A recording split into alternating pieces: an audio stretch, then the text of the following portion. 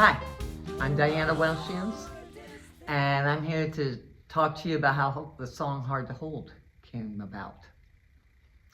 Last June, my husband and I went to a George Strait concert in East Rutherford, New Jersey. Chris Stapleton opened the show, and it was an amazing show. It was really good. But what impressed my husband and I was that all these teenagers showed up in cowboy boots, some were wearing cowboy hats, and they were from New York City and the surrounding areas. And they were singing all these Chris Stapleton songs from memory.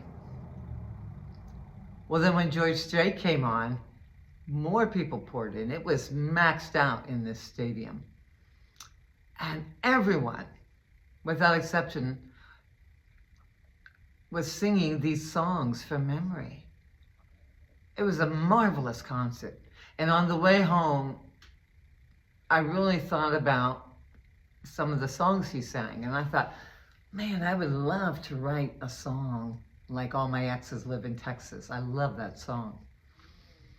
And I thought about it and I pondered it. I even prayed about it.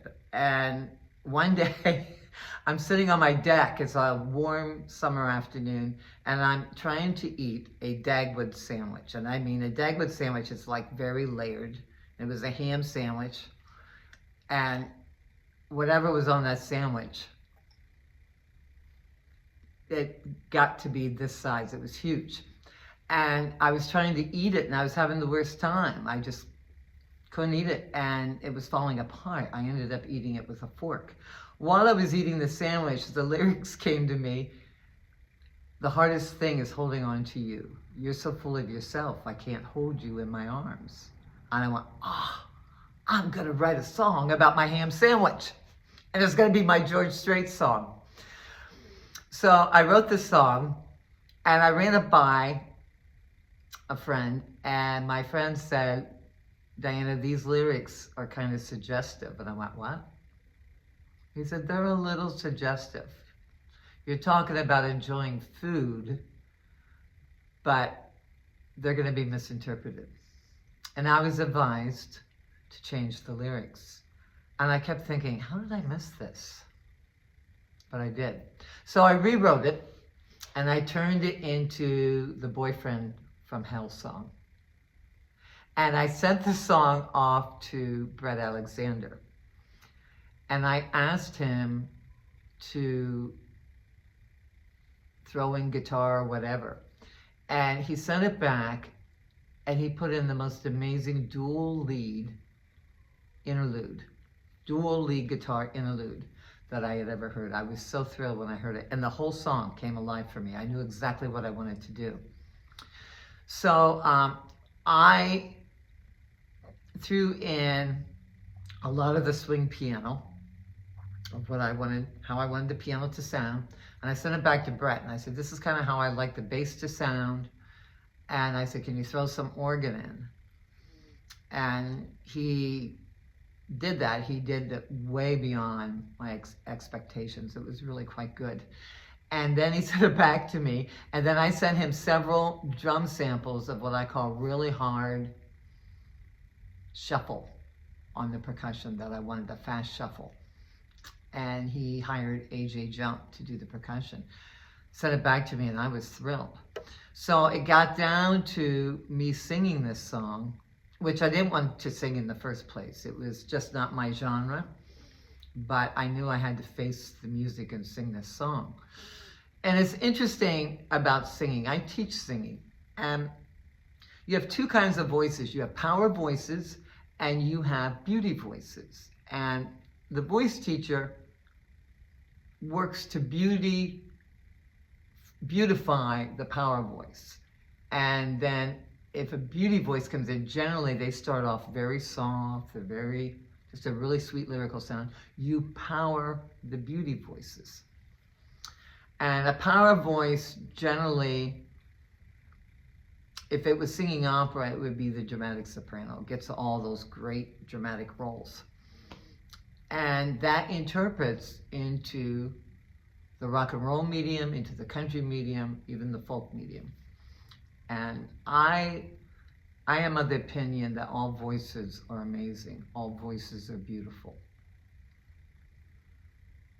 I loved Joe Cocker's singing. He's an amazing singer. But his voice was very unique. So I kind of sat back and scratched my head and I said, how am I going to approach singing this song? I did not want to do a country twang. I didn't want to try and sound like Reba McEntire. And for me, when I sing a song, the words are king. And I tell my students all the time, as soon as you start falling in love with the sound of your own voice, you're in trouble. Because you get caught up in making these beautiful sounds and you quit communicating. And I thought, what am I going to do? How am I going to make this work? Because this song was not my genre. It wasn't even in my range. And I realized I wanted to make the lead singer just sound like a gal who works a 40-hour-a-week job, punches the time clock, comes home and has no time for drama, let alone a bunch of crap, to put it crudely. And real basic kind of gal, which I felt was going to work, but then I thought, how do I keep this song interesting? I don't care who you are. You can sing any song and you can make it interesting. If you just sit back and approach it intelligently. And in my case, if you pray really hard. So anyway, I kept hearing the chorus being lovely. Hardest thing is holding on to you. And it was almost like a torment to the lead singer. And I kind of likened it almost to like a Greek chorus. The lead singer is doing all this narrative and just saying how awful this guy is. And at the same time, the chorus is coming in with this beautiful singing going, the hardest thing is holding on to you. And I played with it, took a lot of takes, and I realized this works. So we put that together, and then I mixed it, sent it back to Brett, and he did the master. And I was very happy how it turned out. I highly recommend Brett Alexander and Saturation Acres Studio. He really knows how to build music. All right, I want to talk to you a little bit about the piano.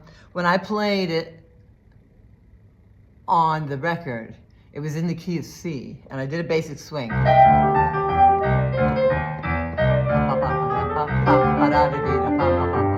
That sort of thing.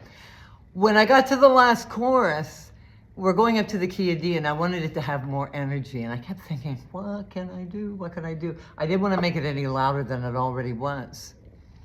Well, I have a little story to tell. Back when my daughter Margot was 14 years old, Margot is an amazing pianist. She's a really, really strong piano player. I was giving her a jazz lesson, and I was talking to her about quadro harmony. Everything's 4 notes apart. And I told her, if you take that kind of thing, you can get a really cool sound, and it can almost sound like a train. That sort of thing. And her favorite blues song was John the Revelator. And I told her, take what I've shown you now and arrange John the Revelator for it. And she came in with this.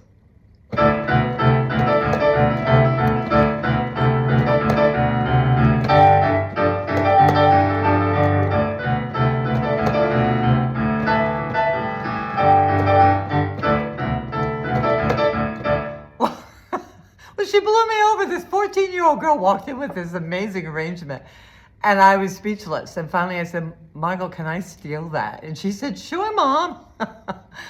Well, I stole it. I put it at the end. The last chorus needed more energy, and I didn't want to make it any louder than what it was. So I changed the accompaniment, and it did the job. I would advise to you that if ever you're looking for something to have more oomph, if you just want to put oomph into the song, change the accompaniment. It works wonders. I'm finally shutting down the circus. I'd sooner go fishing with my dog than to moan about you while singing the song. I'm craving